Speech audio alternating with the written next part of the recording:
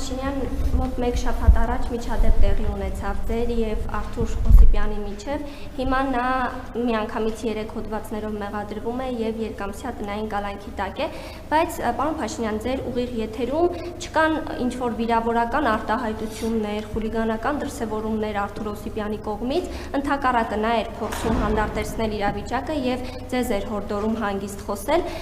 եւ ձեր ուղիղ եթերից դուրս արդեն լրատվականների կադրերով մենք տեսնում ենք, թե ինչպես են ՊՊԾ աշխատակիցները Արթուր Օսիպյանին հեռացնում այդ տարածքից։ Խնդրում եմ ասեք, ինչը ձեզ հունից հանեց եւ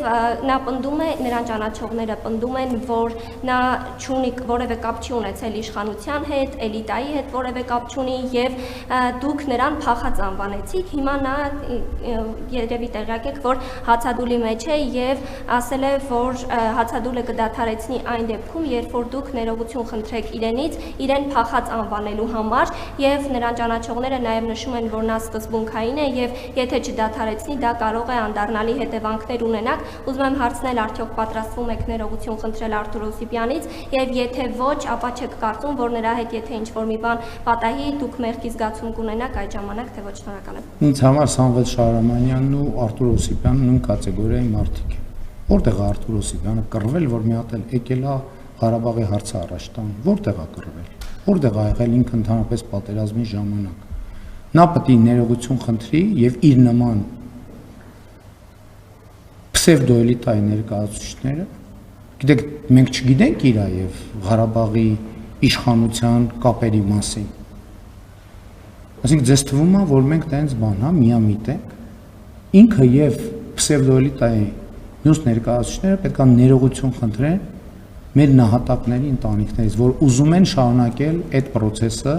եւ Հայաստանը վերադարձնել կոնֆլիկտի խորխորատի մեջ, որտեղ է կռվել ինքը, որտեղ է եղել ինքը եւ իր նմանները։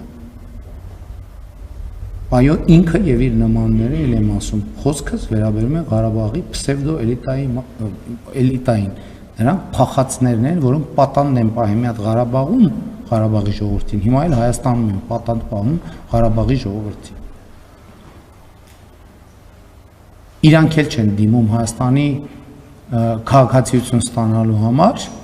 եւ ուրիշներին հորդորում են, որ չդիմեն Հայաստանի քաղաքացիություն ստանալու համար։ Շնորհակալություն, հաջորդ հարցը օրագիր։